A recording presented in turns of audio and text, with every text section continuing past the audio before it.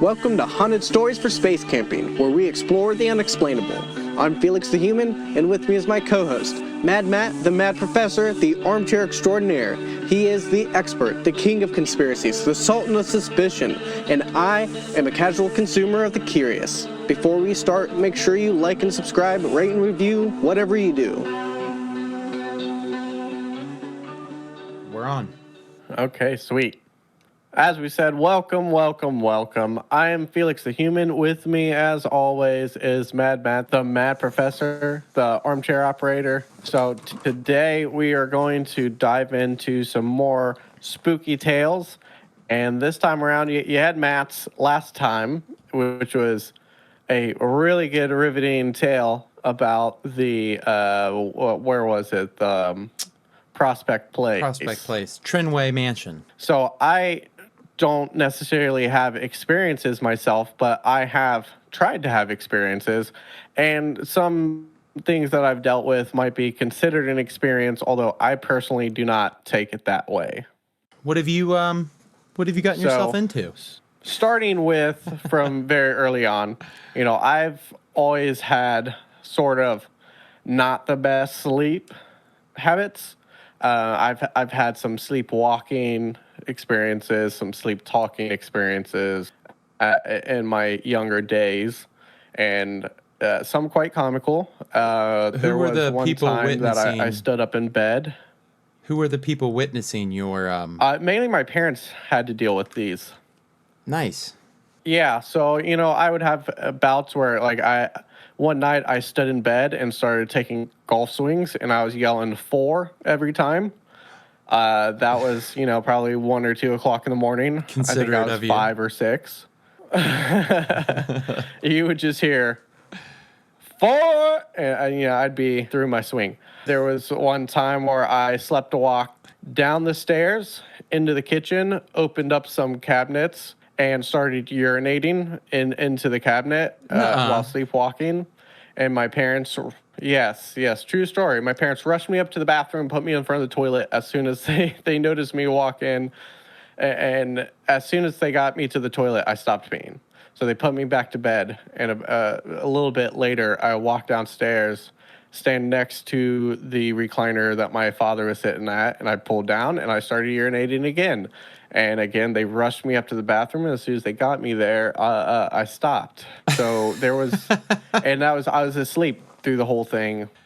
Just so eyes I've closed? had though with, yeah, just not there at all. So I've always had these sort of sleeping problems, which should be no surprise to anybody that I've had sleep paralysis multiple occasions. A few times at our childhood house in Groveport, Ohio, and then also a few times after we moved into our grandparents' old house in Whitehall, Ohio. So is this like full sleep paralysis? Could you not move anything, only your eyes? Could you not even talk? Yes, it was every single time. I would obviously, the standard sort of in your bed, can't move a muscle. My eyes, at least from my perception, my eyes are open, can't move, trying desperately to scream, but nothing's coming out. And every single time it was, if I can just get a noise out, my parents will come in and save me from this nightmare. That's terrifying. Now, 2 of those times, yeah, it's really confusing. It's a super, you feel hyper aware of everything, but you can't do anything about it. It's akin to being, locked into a very tight space, sort of a claustrophobic feeling, which I also suffer from claustrophobia. So it's sort of a double whammy for me at that point. Yeah, no way out. And so 2 of the times I saw nothing. 2 of the times I saw what would probably be determined either a shadow person or something like that. One time it was fully corporeal, a dark moving presence. around. The one time it was just this looming presence of a shadowy figure. The most terrifying time was it was this terrifying like demon lady, like old, decrepit, sort of, Where long, would you have gotten that stringy, from? straw-like hair. I don't know. It kind of reminded me of I think it's the first Ghostbusters movie. The You've got librarian. this, yeah, the librarian, yeah. But to be honest, I didn't watch Ghostbusters all that often, and Why not? It's certainly like one of not the within the best time movies frame ever that I made. had this experience. I it's just I've seen it a few times, and that's been just fine for me. I watch it every now and then with the kids, but that's well after the experience. During Noted. this experience, I had not been watching anything out of the norm. Probably just a bunch of anime and Lord of the Rings or Harry Potter or something. But it was terrifying. I It bet. was. She was crawling. She started at the window farthest from my bed. So on the feet end of my bed, there was this window, and she's just getting closer and closer and on the bed. And you can't And every move. time I can tell you, like, yeah, I can't move, until she's like right directly, almost over top of me. She's probably at my chest crawling up when I finally let this scream out. And Oh then my God, it's Joe. like a light switch, everything ends. Do you It's wake up terrifying, man, do you especially when wake you're up like young. that? I mean, is that where you wake up? Is that the point? It, yeah, yeah, I mean, if it's you're already awake, the only thing that changes is that energy, like a vacuum, is just pulled out of the room instantly, and you're just there in the dark, and nothing else is going on. Everything's silent. I don't even know to this day whether or not my screams were actually vocalized, Or whether because I you were can't just tell. screaming in your head? Yeah, I can't tell where the dream ended, where reality began, and where everything picks up from that point. That's so wild. So like and that's like the point. You said you're already awake, but you're just able to Yeah, move again. yeah. It's like I said, it's like the lights getting turned on. I mean, suddenly I'm free. I can talk, and honestly, when it's something like that, I'm usually so tired that I would just immediately go back to sleep, just terrified, but knowing I needed to sleep more and hoping it didn't happen again. I don't know if I But could go back to sleep. it's it's not easy, but I was sometimes you're just so exhausted anyways. But like physical manifestations, it really does, like, you get the pressure on your chest and sometimes different parts of your body. Like when something was crawling up me, I could feel it on my legs, just the weight of whatever I was feeling crawling up me. The other time where it was just this black shadowy entity, I could feel it pressing down on my chest, but never saw any marks. Do Never they really ever thought speak to anything. you? No, no. Some terrifying noises sometimes, Like but like I guttural, never. throaty noises, like biological noises, or like Yeah, and then like with the one creepy lady, kind of this whirling sound, of dude, this is so wild. of stuff, spinning around in a circle. It was a lot of energy, but I also, with me being a Shoreline's like skeptic, I'm in my head. It's just that it's a brain glitch. Right, it's It's happening inside my brain. It's not real. yeah, right. And I've kind of just stuck with that.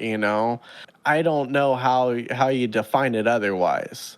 In my brain. Terrifying. That's how I define it. So if any of those were real experiences, which I don't They I were don't real for you. subscribe to that. Yeah, I mean it that's what it felt like. But I've never been great at sleeping. I've always had, restless leg and troubles breathing, sinus So issues and let's stuff. let's science this. Any of these times, Sure. did you feel like because you haven't been good at sleeping, do you feel like you had been so sleep deprived that you may have been hallucinating? Probably not that bad, because just being bad at sleeping, when I do get to sleep, I'm really good after that. My problem is getting to sleep. Gotcha. Oftentimes, not necessarily staying asleep.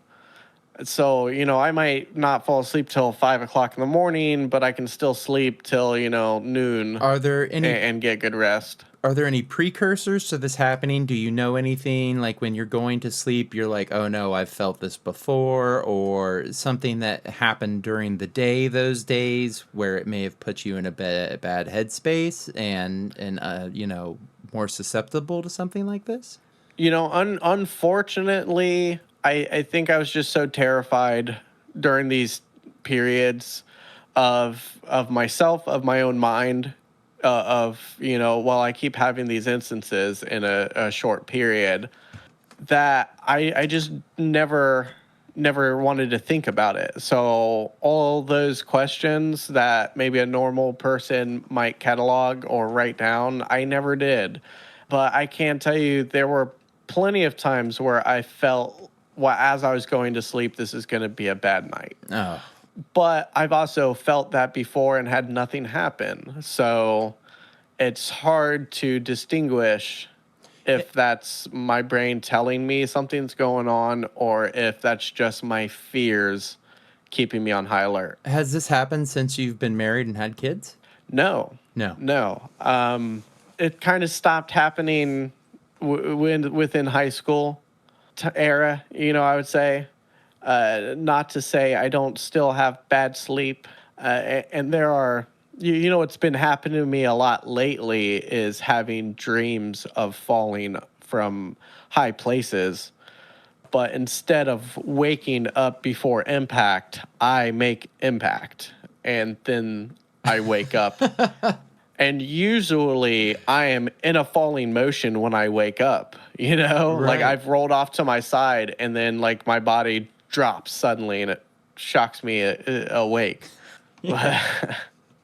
So anyways, that's that part. But now we can get into my attempts of actually trying, Messing with stuff you shouldn't. So I kind of trying to do this in chronological order, the best I can remember. So early on in high school, Big Brother lets me and a friend hang out with him and his buddies, which for me is cool, Right. awesome. I Right. get to be with the older kids, they're seniors in high school and I'm a freshman. I get to be cool for a day. Yeah. So we went to find, I think it's Pickerington, maybe Newark area. It might have been Pataskala area. I can't quite remember. But there was this tree that is supposed to be haunted on the outskirts of a graveyard. What, So like we a were going to hanging this tree or something? tree. It had to been something like that. I don't remember the details. My brother was fascinated with it. So we go out there and we see it. And at one point I think it was at the tree and we were piled back in, nothing has happened. And we're making a U-E to go back home. And when they're starting to pull the car aside, it was off the road, we were turning and it's a middle of nowhere type road, Right. farm country. Nice and dark. And and everybody freaks out. Across from the car, on the opposite side of the road, they see a pair of red eyes. And I'm the only one who doesn't see it. Mothman. Even, like, they grabbed my head and physically pointed my eyes to the direction that this thing was in, and I didn't see it. Everybody else saw it. I didn't see it. You sure they weren't taking you snipe hunting? I have no clue. So that was thing one. Since then, we've been to all sorts of abandoned places, abandoned warehouse. Always good. Couldn't see nothing there. Did anyone else see anything at the abandoned warehouse? No, it was pretty. I mean, it was a haunting, like scary type Saw place, but nobody caught anything. Nobody felt anything. It was just our nerves from a creepy looking place was about the Gotcha. most that happened. We went to a building that was basically just most of an outline of a first story, with like one wall that went up to show that there was at some point a second story. Used to have an Most upstairs. Yeah, most of the stuff around it, like the walls were all brick, but there was only maybe one or two layers of brick left in the wall.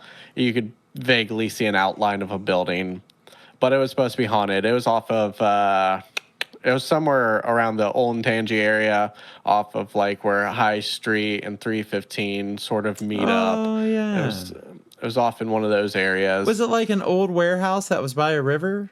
I don't know what the building was because it looked like nothing to me. Was but it by yes, a it was river? by a river. It was by a Yes, river. 315 North High Street, like Yeah. Olentangy area. Yeah. I think I may have been Yeah. someplace like that. Yeah, that was one. Didn't see anything, didn't feel anything. It just felt like a bunch of stones. Yeah. The one where weird things happened, but no full-on like experiences happened, was we were going down at Athens. They had an old tuberculosis The Ridges. ward.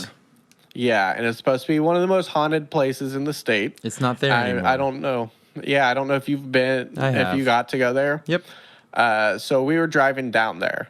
Now, this was back in the day of MapQuest. There were no cell phone maps. We were still in high school doing this. So we get all the way there, and we're doing the directions off MapQuest, and we have our little map of Athens and stuff. And at some point, we lose track of where we are. It happens occasionally. No, So, lost in Athens.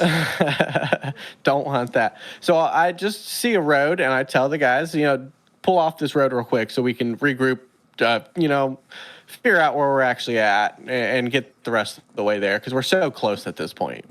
And we turn, and this road that we turn onto just dead drops. Like no guardrails, nothing. It's just gone. Yeah. I don't know how they designed the city, but it didn't seem like a great No. design. Some of those roads up in the mountains up there, they just kind of go off to the side there. So we almost die there. That's cool. That's real cool. Like the road just stops in front of you and just Yeah, it was like I don't even know how to describe it, but it was weird. yeah. I've never experienced that before. And so we're like, well, we can't stop here. So let's just keep driving down this road till we see some a part of the road where we can legally, stop the car on the shoulder and figure out what's going on. So we go down a little bit further, and now we're getting very close. We're within a mile or two, and we stop. Like, we find this area to stop, and at this point we have to stop because my buddy's car, we're in two cars, is smoking. Oh no. Like, engine Gotcha. is Not a smoking cigarette. profusely. Yeah. So we're forced to stop where we're at. And it just happens to be next to an old graveyard. And across the street is a really old church. Cool looking place, but definitely chilling vibes. We open up the hood of his car, and his battery is literally spitting acid up Gross. into the air. Like, don't know how you get a car to be, you must have some major wires crossed on that thing to get it so hot that it's Yeah. spitting acid out of its casing and all that. Dude, that's So, wild. yeah. And so this energy just came over everybody, and everybody starts turning against each other at this point. Everybody's tempers are on edge. Everybody's getting angry and short with each other. I'm feeling like I caused all this because it was my idea. It was my our big adventure. We did everything. We bought CB radios to communicate while we're Everyone's wandering cohesion different is areas. breaking down. we are falling apart at this point. So one car goes to Walmart to find a battery, and I looked I'm up like, why batteries spit acid, by the way. oh yeah, Yeah, it says that a car battery may spit acid if it is overcharged, which can cause pressure to build up and damage the casing. This happens oh when no, the battery has a dead cell that won't charge. ah, Yeah, so that's what was shit. happening. Anyway, so they Yeah. went to Walmart to get a battery. Yeah, the rest of us are trying to salvage whatever we can. I'm throwing a pity party because it's clearly my fault all this happened. They come back, they get the battery. It's the only battery that Walmart had. Doesn't quite fit 'cause it's not the right size, but Oh, we're going to make it no. work. So we rig it up to work. And It was on the inside of the car still, right? Like it wasn't Yeah. like you weren't holding Yeah, it we had on to the roof bungee it. with one hand. No, we had to bungee it down, you know. Gotcha. And so we just call it a wash and go home. Turns out that that graveyard is extremely haunted, and you know, statues in it move around. And the whole night we're standing there next to it, we're like, well, let's just walk the graveyard. But every time we walked up to go do it, we're like, no, no way in Bad heck idea. we're walking into this place. No. So I guess it's one of those graveyards where like statues walk around and stuff, and there's ghosts and stuff, and I it's wanna creepy go. as heck. Yeah, no, it was such a crazy night because we didn't even go to get to the location where we were going to get to. It was like everything was just stopping us. It was roadblock after roadblock. It almost felt intentional. Well, let me tell you something about the ridges Yeah. real quick. The ridges were cool. However, my experience up there, I didn't have any hauntings. We went up there. We went to the TB ward, the old hospital. We gained entry, and there was some neat things on the wall, like "Welcome to Hell" and "You're all gonna die here," and Right. and you know, a couple pentagrams. But other than that, most of it was other people trying to find their way into the building all night long. It just like groups of kids would come up and they'd try to get it, and you know, you'd hear them talk. Be like, "Oh, there's someone in there. Is there someone in there?" Be like, "Yeah, I see a flashlight."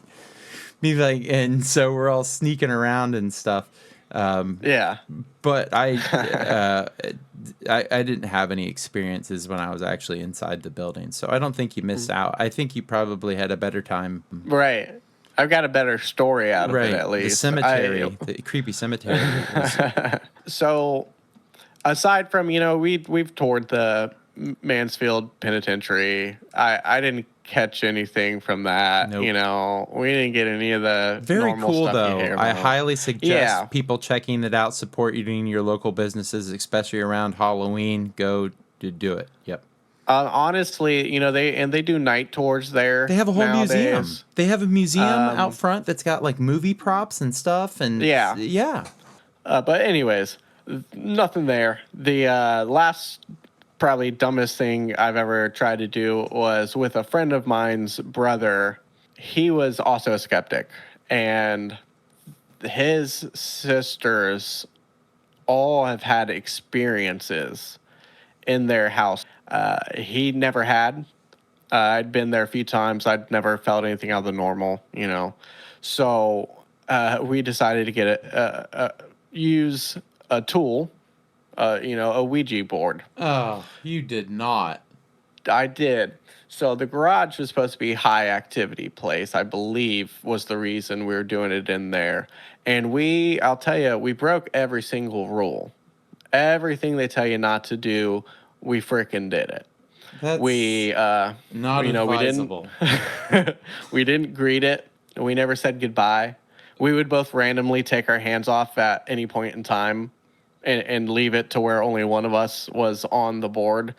You know, we just went above and beyond to be as extra as possible to provoke anything we could, any sort of reaction we wanted to elicit. And I'll tell you what, didn't move once. Not once for either one of you. Not a budge. Not and a we budge.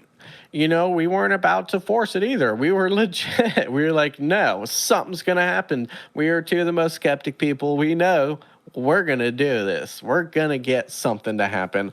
And we're like, you guys aren't allowed to be involved because one of you, surely enough, will move it. Yes. Right. We're going to keep this between us. Never and we didn't catch nothing, No. That's wild. No, my life was in shambles for years after, but I don't think it was connected.